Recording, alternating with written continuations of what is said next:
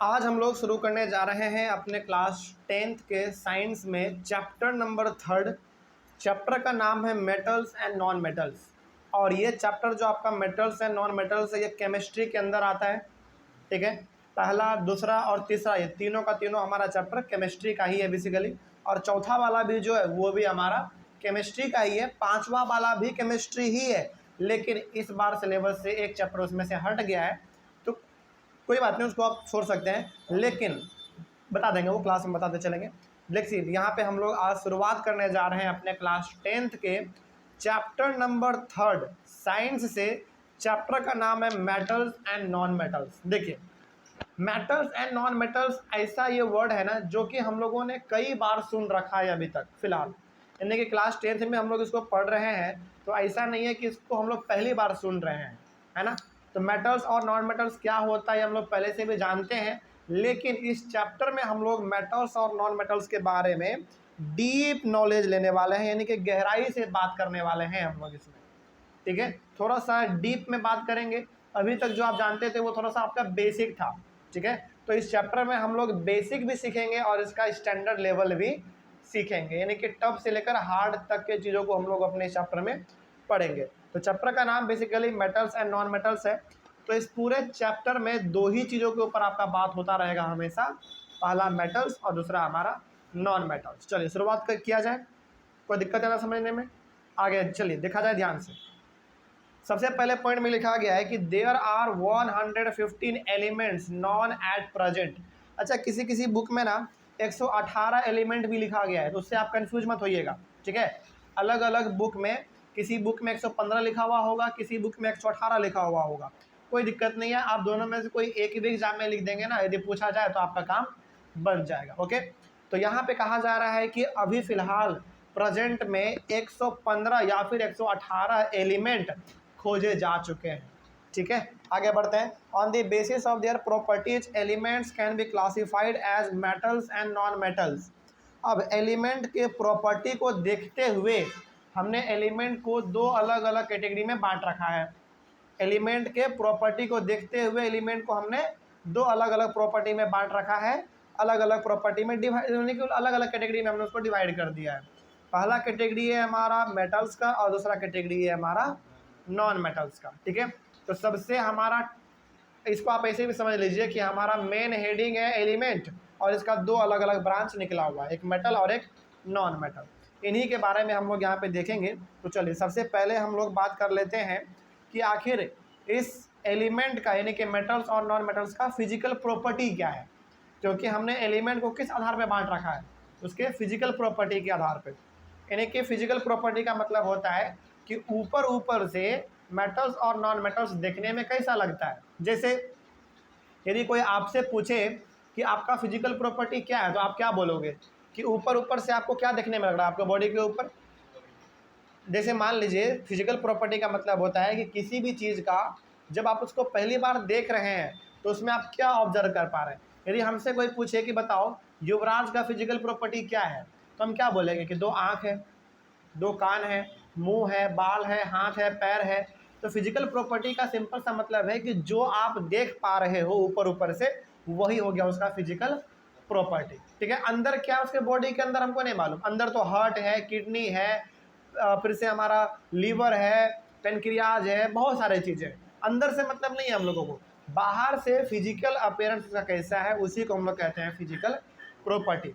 तो एलिमेंट का, यानी कि मेटल और नॉन मेटल्स का क्या फिजिकल प्रॉपर्टी है, वो किस प्रकार का ऊपर ऊपर से देखने में लगता है, इसी के बारे में हम लोग पहले यहाँ पे बात करेंगे।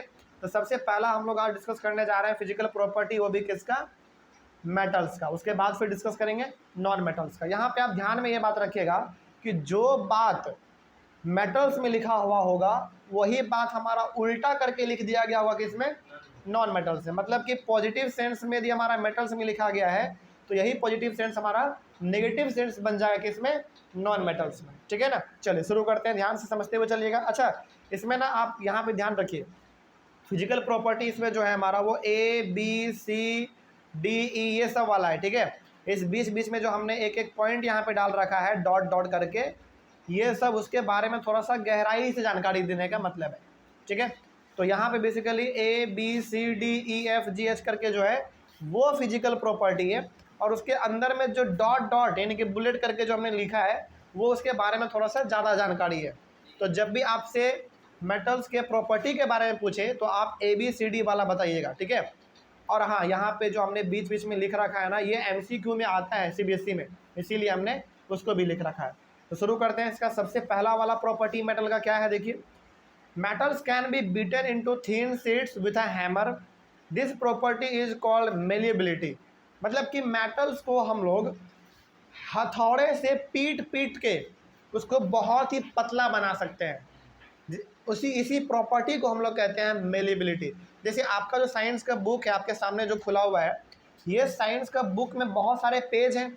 उस पेज को हम लोग क्या कहते हैं, सीट कहते हैं। तो बहुत सारे पेज को यानी कि सीट को आपने कंबाइन किया तब जाके आपके पास एक मोटा सा साइंस का बुक बना।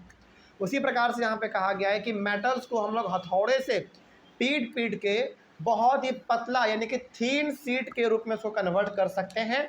ये इसका प्रॉपर्टी पहला हो गया, और इसी प्रॉपर्टी को हम लोग क्या कहते हैं, मेलिएबिलिटी कहते हैं। कोई दिक्कत इसमें? चलिए आगे बढ़ते हैं। तो कोई पूछे कि मेलिएबिलिटी का मतलब क्या होता है, तो मेलिएबिलिटी मेटल का वो प्रॉपर्टी है जिसमें हम लोग मेटल को पीट पीट के बहुत ही पतले रूप में कन्वर्ट कर सकते हैं, यानी कि पेज के जैसा बहुत पतला। इसी प्रॉपर्टी को हम लोग मेलिएबिलिटी कहते हैं। आगे बढ़ते हैं। इसमें एक पॉइंट बहुत ही इंपॉर्टेंट लिखा हुआ है, gold and silver are the most malleable metals, यानी कि गोल्ड हो गया और सिल्वर हो गया, ये बहुत ही ज़्यादा मेलिएबल मेटल है। अच्छा, मेलिएबिलिटी के जगह पे कई बार आपको मेलिएबल लिख जाएगा, वर्ड दिख जाएगा, घबराना नहीं है, दोनों का मतलब सेम है, ठीक है। तो गोल्ड हो गया और सिल्वर हो गया, ये बहुत ज़्यादा मेलिएबल मेटल है, मतलब कि इसको आप पीट पीट के बहुत ही पतला पेपर के रूप में कन्वर्ट कर सकते हैं, ठीक है। आगे बढ़ते हैं। इसका सेकेंड प्रॉपर्टी क्या है, देखो, metals can be drawn into thin wires, this property is called ductility। अब metals को हम लोग वायर के रूप में कन्वर्ट कर सकते हैं, यानी कि बहुत ही पतला उसको बना सकते हैं, वायर के जैसा, तार के जैसा। इस प्रॉपर्टी को हम लोग कहते हैं डक्टिलिटी। अच्छा, आपके मोहल्ले में जो वायर आपका लगा हुआ है, जो गवर्नमेंट लगा रखी है, वो किसका, वो जो वायर है वो कितना पतला है, बहुत पतला है, तो वो किसका, वो क्या बता रहा है आपको, वो डक्टिलिटी को बता रहा है। मतलब कि मेटल को हम लोग पीट पीट के बहुत ही पतले वायर के रूप में कन्वर्ट कर सकते हैं।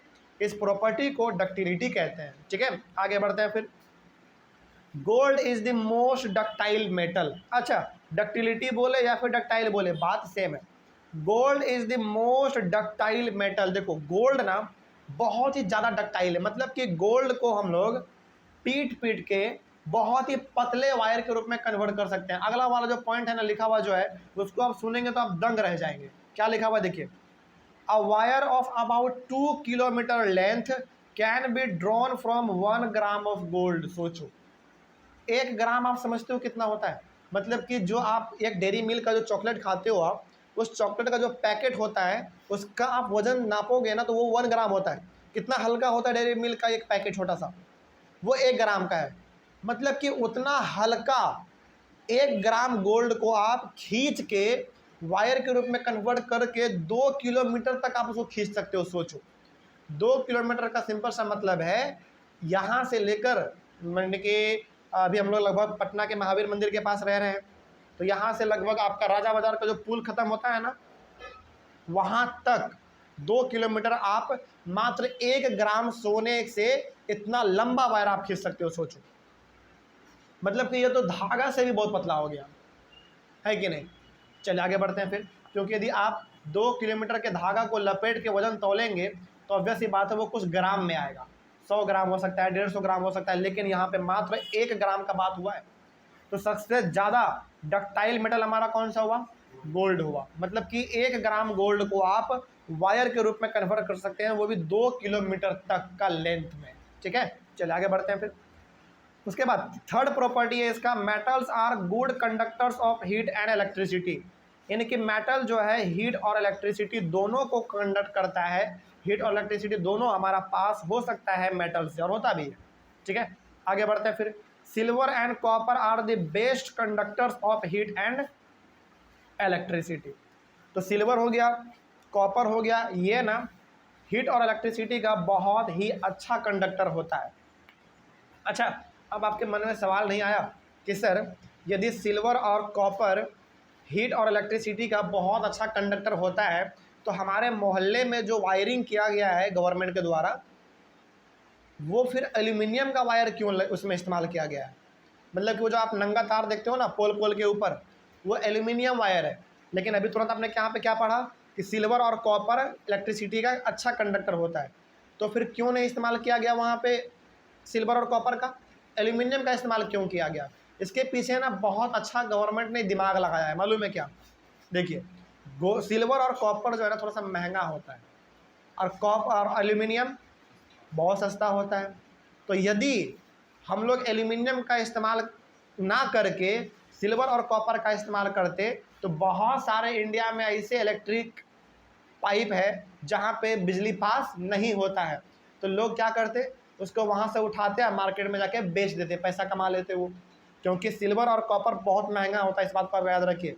लेकिन एल्यूमिनियम मार्केट में आप जाएंगे ना तो कोई पूछता नहीं है, मतलब कि एल्यूमिनियम आप लेके जाओ कोई जल्दी लेना भी नहीं पसंद करता है, क्योंकि एल्यूमिनियम का ज़्यादातर इस्तेमाल वो जानता ही नहीं है, और एल्यूमिनियम थोड़ा सा सस्ता भी होता है। इसीलिए गवर्नमेंट ने सोचा कि भैया ये इंडिया है, यहाँ पे एल्यूमिनियम का इस्तेमाल करना ज़्यादा अच्छा रहेगा। कॉपर और सिल्वर का किए तो क्या पता कि रातों रात यहाँ पे क्या हो जाए, पूरा वायर ही गायब हो जाए। और ये हो भी सकता है, मालूम है क्यों?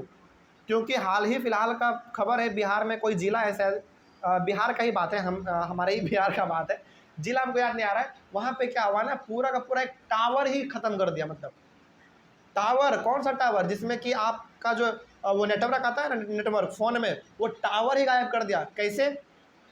घर पे आया, मतलब कि बिल्डिंग के ऊपर टावर लगा हुआ था, आया, घर वाले को कहा कि हम फलाने कंपनी से आए हुए हैं, ये टावर का अब यहाँ पे ज़रूरत नहीं है, उसको खोलना है। अब घर वाले को क्या पता, भाई मासूम लोग हैं, पूरा एकदम ड्रेस पहन के आया था, उनको लगा कि हाँ कंपनी वाला ही होगा, खोल लिया, चुरा के चला गया, पता नहीं कौन लोग थे वो। तो इंडिया में ये चीज़ हो सकता है, इसीलिए सरकार ने सोचा कि नहीं, सिल्वर और कॉपर का इस्तेमाल ना किया जाए। लेकिन हाँ, एल्यूमिनियम के भी इलेक्ट्रिसिटी को कंडक्ट करता है, लेकिन इतना अच्छा कंडक्टर नहीं है एल्यूमिनियम जितना कि सिल्वर और कॉपर है। कोई दिक्कत इसमें? चलिए आगे बढ़ते हैं फिर हम लोग। Lead and mercury are comparatively poor conductors of heat and electricity. लेकिन जो हमारा लीड है और जो मरकरी है, ये इलेक्ट्रिसिटी का पुअर कंडक्टर है, और हीट का भी, यानी कि एक जल्दी कंडक्ट नहीं करता है। तो ये जो बीच बीच में हमने पॉइंट लिखे हैं ना, ये बहुत इंपॉर्टेंट है, ये एमसीक्यू टाइप में आ जाता है, इसीलिए हमने लिख रखा है। लेकिन जब भी आपसे केवल प्रॉपर्टी पूछे तो आप ABCD वाला बस बताइएगा, ठीक है। आगे बढ़ते हैं फिर। उसके बाद the wires that carry current in our homes have a coating of polyvinyl chloride, यानी कि PVC, और अ रबर लाइक मटेरियल। अच्छा, आपने कभी गौर किया है, आपके घर में जो वायरिंग लगा हुआ है, उस वायर के ऊपर ना एक रबर लाइक स्ट्रक्चर लपेटा हुआ है, जिसको हम लोग टच भी कर लेते हैं तो करंट नहीं लगता है। क्यों? ऐसा क्यों? हाँ, रबर का रहता है, और रबर क्या होता है, इलेक्ट्रिसिटी का पुअर कंडक्टर होता है, इसीलिए हम लोगों को शॉक ना लगे, करंट ना लगे, इसीलिए उसके ऊपर वो वायरिंग के ऊपर वो प्लास्टिक लपेट देता है। और वो किस चीज़ का होता है?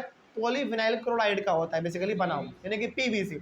आपने प्रचार में भी सुना होगा, एड में, PVC पाइप, मतलब कि वो पाइप जिसमें ज़रा सा भी आपको करंट लगने का खतरा नहीं है, ठीक है। चलिए आगे बढ़ते हैं फिर। आगे अब चौथा नंबर इसका क्या है, प्रॉपर्टी। मेटल्स आर लस्ट्रस और शाइनी। मेटल क्या होते हैं? लस्ट्रस होते हैं, नहीं कि शाइनी होते हैं, मतलब कि मेटल थोड़ा सा चमकीला होता है, ठीक है। आगे लस्ट्रस बोलो या फिर शाइनी बोलो, बात सेम है। Metals are generally hard. Metals generally hard होते हैं, बहुत ही टाइट होते हैं वो। Metals are solid at room temperature. Room temperature का मतलब हो गया कि आपके रूम का जो नॉर्मल टेम्परेचर रहता है ना ही आप पंखा चलाओ, ना ही AC, ना ही कूलर, कुछ मत चलाओ, तो जो नॉर्मल टेम्परेचर है आपके रूम का, उस टेम्परेचर पे मेटल किस रूप में पाए जाएंगे? सॉलिड पाए जाएंगे। ऐसा नहीं कि आपने आयरन को अपने रूम में रखा और वो पिघल गया, ऐसा नहीं होता है। मतलब कि आपके रूम टेम्परेचर पे किसी भी मेटल को आप रखो तो वो सॉलिड ही रहेगा, ठीक है। आगे बढ़ते हैं फिर। Metals have high melting and boiling point. Metal का मेल्टिंग और बॉइलिंग पॉइंट दोनों हाई होता है। अच्छा, मेल्टिंग और बॉइलिंग पॉइंट का मतलब क्या समझते हैं आप? मेल्टिंग का मतलब हो गया सॉलिड से लिक्विड में कन्वर्ट करना, और बॉइलिंग का मतलब हो गया लिक्विड से गैस में कन्वर्ट करना। तो यदि आप मेटल को मेल्ट करना चाहते हैं या फिर बॉयल करना चाहते हैं तो आपको बहुत ज़्यादा हीट देने की आवश्यकता पड़ेगी। तो इसका मतलब हो गया कि मेटल का जो बॉइलिंग और मेल्टिंग पॉइंट है वो बहुत ही हाई होता है। इसीलिए आप देखते होंगे कि जब आयरन को पिघलाया जाता है तो कितना ज़्यादा उसको हीट दिया जाता है, है ना, क्योंकि उसका मेल्टिंग और बॉइलिंग पॉइंट दोनों बहुत ज़्यादा है। आगे फिर metals are sonorous, that is metals make sound when hit with an object.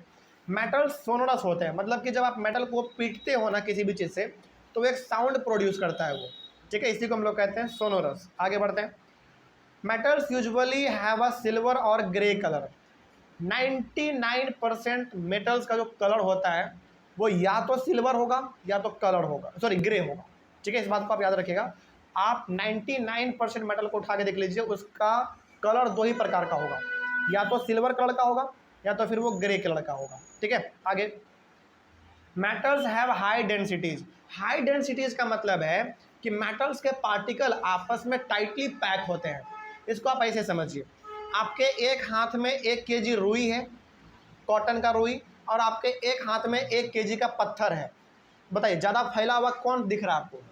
रुई दिख रहा है। रुई फैला हुआ इसलिए दिख रहा है क्योंकि उसके पार्टिकल आपस में टाइटली पैक नहीं है, लेकिन पत्थर इतना ज़्यादा टाइटली पैक होने की वजह से वो बहुत ही छोटा आपको दिख रहा है आपके हाथ में।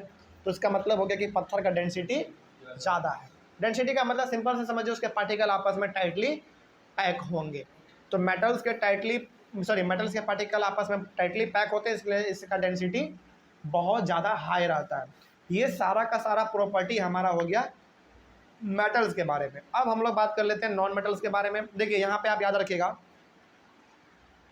कि जो बात मेटल्स में कहा गया है उसी बात का उल्टा कहा गया है किसमें? नॉन मेटल्स में। तो इन दोनों में से आपको दोनों याद नहीं रखना है, दोनों में से कोई आप ये एक याद रख लो। और मेरा सजेशन आपको ये रहेगा कि आप मेटल्स वाले सारे प्रॉपर्टी को याद रख लो, नॉन मेटल्स वाला आप अपने आप लिख दीजिएगा, ठीक है। क्यों? क्योंकि सभी का इसका बस नेगेटिव सेंस में है, उल्टा है बस। चलिए इसको भी देख लेते हैं, देखते हैं क्या है। पहला प्रॉपर्टी है नॉन मेटल का, non metals can not be beaten into thin sheets with a hammer. आपने क्या पढ़ा मेटल में कि मेटल को हम लोग पीट पीट के थिन शीट्स में कन्वर्ट कर सकते हैं मेटल में, लेकिन नॉन मेटल में आप ऐसा नहीं कर सकते हैं। मतलब कि मेटल के पास मेलेबिलिटी वाला प्रॉपर्टी, सॉरी नॉन मेटल के पास मेलेबिलिटी वाला प्रॉपर्टी होता है क्या? नहीं होता है। इसका मतलब ये हो गया कि नॉन मेटल्स को आप चाहे कितना भी पीट लो, आप उसको थिन शीट में कन्वर्ट नहीं कर सकते हैं। इसका मतलब आप यहाँ पे ये भी लिख सकते हैं कि नॉन मेटल्स के पास मेलेबिलिटी वाला प्रॉपर्टी नहीं होता है, ठीक है। अगला बढ़ते हैं फिर। नेक्स्ट आपने क्या पढ़ा था मेटल में? नेक्स्ट आपने पढ़ा था कि मेटल्स को हम लोग थीन वायर के रूप में कन्वर्ट कर सकते हैं, लेकिन नॉन मेटल को आप नहीं कर सकते हो। वही इसमें लिखा हुआ है कि non metals can not be drawn into thin wires. Non metals को आप थीन वायर में कन्वर्ट नहीं कर सकते हो। इसका मतलब कि इसके पास डक्टिलिटी वाला प्रॉपर्टी भी नहीं होता है, ठीक है। आगे बढ़ते हैं फिर। Non metals are poor conductors of heat and electricity.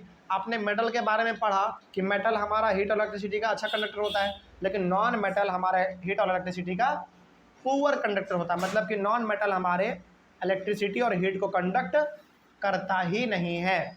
आगे बढ़ते हैं फिर। Non metals are not lustrous और शाइनी। देख रहे हो, हर एक बात मेटल का इसमें उल्टा लिखा गया है। नॉन मेटल ना ही लस्ट्रस होगा ना ही शाइनी होगा, मतलब कि ये चमकीला उतना नहीं होता, ये शाइन नहीं करता है। उसके बाद non metals are generally soft. Non metals generally कैसे पाए जाएंगे? सॉफ्ट पाए जाएंगे, लेकिन मेटल कैसा था हमारा? हार्ड था, ठीक है। आगे नॉन मेटल्स में बी सॉलिड, लिक्विड और गैसेस एट रूम टेम्परेचर। अच्छा, आपने मेटल के बारे में क्या पढ़ा था कि मेटल्स जो है रूम टेम्परेचर पे जनरली सॉलिड होता है, लेकिन नॉन मेटल्स रूम टेम्परेचर पे सॉलिड भी हो सकता है, लिक्विड भी हो सकता है और गैस भी हो सकता है। ये सब आगे एग्जाम्पल देंगे, सारा मिलेगा इसमें, बस अभी आप प्रॉपर्टी देखते चलिए।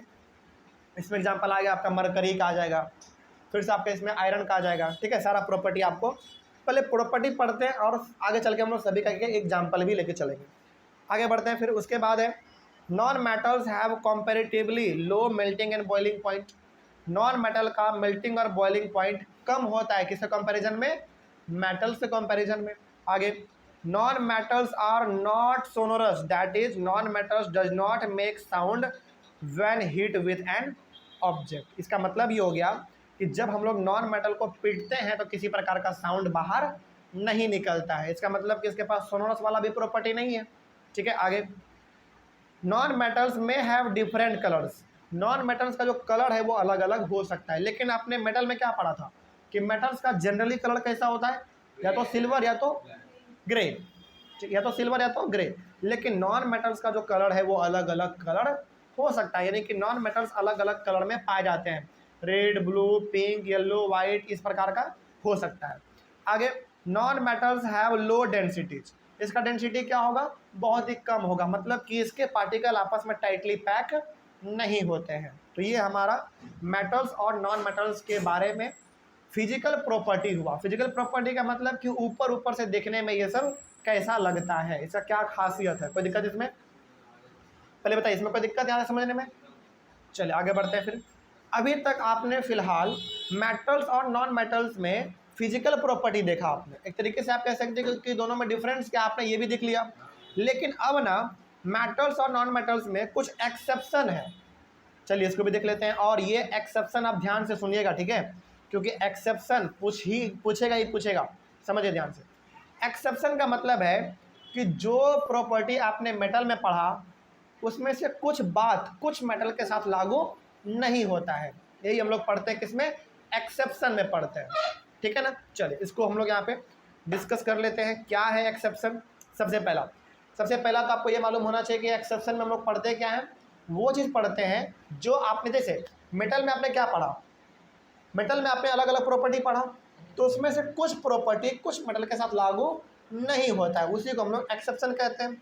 तो एक्सेप्शन हमारा मेटल्स में भी है और नॉन मेटल्स में भी है। चलिए देख लेते हैं क्या है, एक एक करके देखते हैं, ठीक है। सबसे पहला देखिए क्या है, metals are solid at room temperature except mercury. आपने मेटल में क्या पढ़ा कि मेटल जो है रूम टेम्परेचर पे सॉलिड होता है, लेकिन एक मेटल को छोड़ के, कौन सा, मरकरी को छोड़ के। इसका मतलब हो गया कि मरकरी रूम टेम्परेचर में कैसा होता है, लिक्विड होता है। अच्छा, बहुत सारे लोग ना मरकरी का मतलब वो मरकरी देखते हैं जो आपके ऊपर में ट्यूबलाइट जल रहा है, नहीं, वो मरकरी नहीं है, ये मरकरी केमिकल वाला होता है, याद रखिएगा इस बात को। क्योंकि पिछले वाले सेशन में जब हमने मेटल ये मरकरी के बारे में जिक्र किया ना, तो बच्चे पीछे देखने लगे जो मरकरी लगा हुआ है ट्यूबलाइट, नहीं, मरकरी वो नहीं है, मरकरी हमारा यहाँ पे एक मेटल है, ठीक है। चलिए आगे बढ़ते हैं फिर। तो हर एक, यानी कि हर मेटल रूम टेम्परेचर पे सॉलिड होगा एक्सेप्ट मरकरी, यानी कि मरकरी हमारा रूम टेम्परेचर पे लिक्विड होता है, सॉलिड नहीं होता, ये एक्सेप्शन है, याद रखिएगा। आगे बढ़ते हैं फिर। Metals have high melting and boiling points except gallium and caesium. These two metals will melt if we keep them on our palm. आपने ये भी पढ़ा कि मेटल जो है जनरली उसका मेल्टिंग और बॉइलिंग पॉइंट हाई होता है, बस दो मेटल को छोड़ के, कौन सा, गैलियम और केजियम। तो गैलियम और केजियम ये ऐसे दो मेटल्स हैं जिसके पास ना ही मेल्टिंग पॉइंट और बॉइलिंग पॉइंट हाई है, इसके पास हाई मेल्टिंग बॉइलिंग पॉइंट नहीं है, मतलब कि इसका मेल्टिंग और बॉइलिंग पॉइंट इतना लो है कि आप इसको हाथ में लोगे और ये अपने आप पिघलना शुरू हो जाएगा, सोचो, यानी कि इसको हीट देने की जरूरत नहीं है, इन्वायरमेंट में जो हीट प्रेजेंट है उतना ही से ये पिघलना शुरू कर देता है। आपने पढ़ा कि मेटल का मेल्टिंग और बॉइलिंग पॉइंट दोनों हाई होता है एक्सेप्ट गैलियम और केजियम, यानी कि इसका मेल्टिंग और बॉइलिंग पॉइंट दोनों बहुत ही कम होता है, मतलब कि हाथ पे रखोगे ये पिघलना शुरू हो जाएगा और कुछ देर के बाद देखते देखते ये इन्वायरमेंट में गायब हो जाएगा, गैस के रूप में बन जाएगा, खत्म हो जाएगा ये, ठीक है। आगे बढ़ते, ये हो गया हमारा एक्सेप्शन दूसरा। तीसरा क्या है, मेटल्स आर जनरली हार्ड। आपने क्या पढ़ा कि मेटल जनरली कैसे होते हैं, हार्ड होते हैं, लेकिन सोडियम, लिथियम और पोटासियम को छोड़ के। These metals can be cut with a knife, तो ये तीन मेटल को हम लोग चाकू से भी काट सकते हैं, मतलब कि ये उतना ज़्यादा हार्ड नहीं होता है, ठीक है। आगे बढ़ते हैं फिर आपने ये भी पढ़ा कि metals have high densities. Metals का डेंसिटी क्या होता है, बहुत ही हाई होता है, इसका मतलब कि मेटल्स के पार्टिकल आपस में टाइटली पैक होते हैं, लेकिन तीन मेटल को छोड़ के, सोडियम, लिथियम और पोटासियम। अच्छा, सोडियम, लिथियम और पोटासियम का डेंसिटी कम है, इसका मतलब है, कम होने का मतलब क्या है कि उतना हार्ड नहीं होगा, और चूंकि हार्ड नहीं है तो आप क्या कर सकते हो, इसको चाकू से भी काट सकते हो, कोई दिक्कत इसमें। तो ऊपर जो एग्जांपल था इसमें, वही सेम एग्जांपल हमारा इसमें भी है। तो ये हमारे कुछ एक्सेप्शन हो गए जो कि मेटल्स में पाए जाते हैं, इसी प्रकार का कुछ एक्सेप्शन हमारे नॉन मेटल्स में भी है, ठीक है। चलिए देखते हैं नॉन मेटल्स में क्या एक्सेप्शन है। सबसे पहला बात है, आपने पढ़ा कि non metals are not lustrous और शाइनी एक्सेप्ट आयोडीन। आपने पढ़ा कि नॉन मेटल शाइनी नहीं होता है एक्सेप्ट आयोडीन, यानी कि आयोडीन कैसा होता है, हमारा चमकीला होता है, ठीक है। आगे बढ़ते हैं फिर।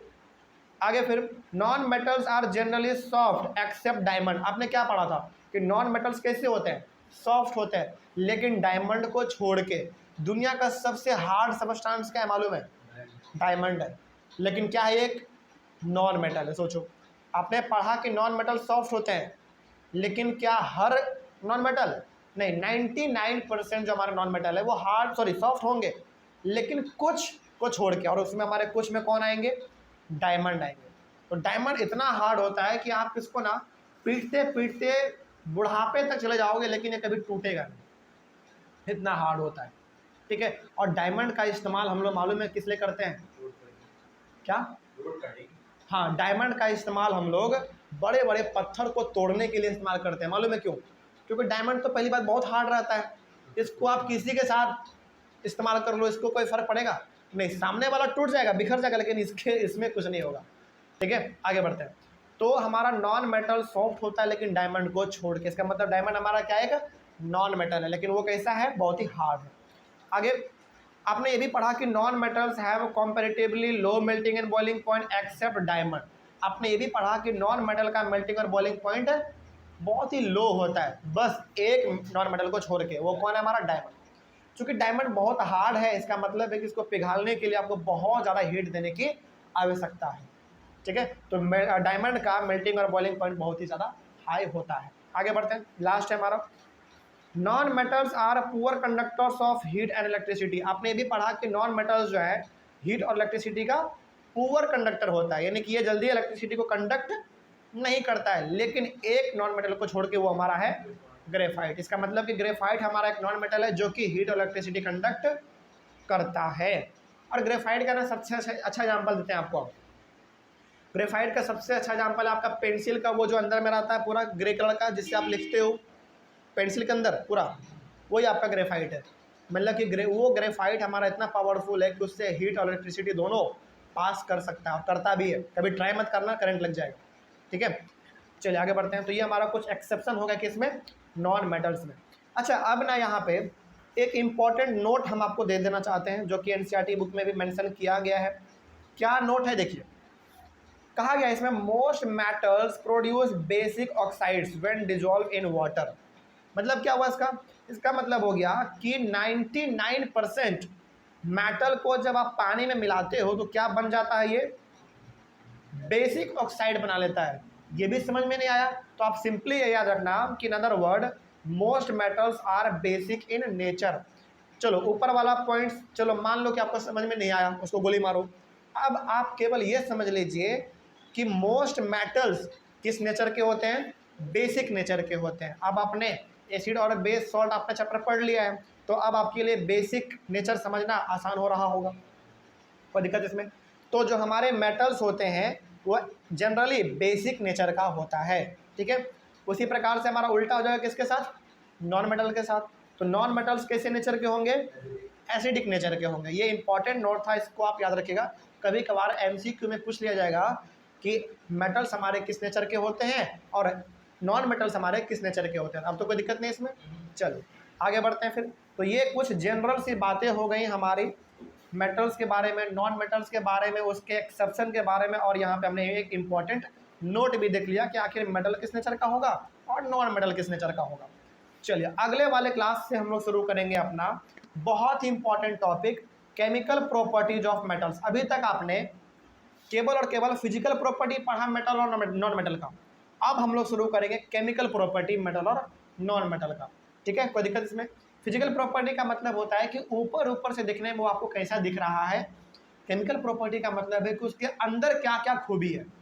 ठीक है, तो इसको हम लोग अपने अगले वाले क्लास से शुरू करते हैं। तब तक के लिए थैंक यू वेरी मच।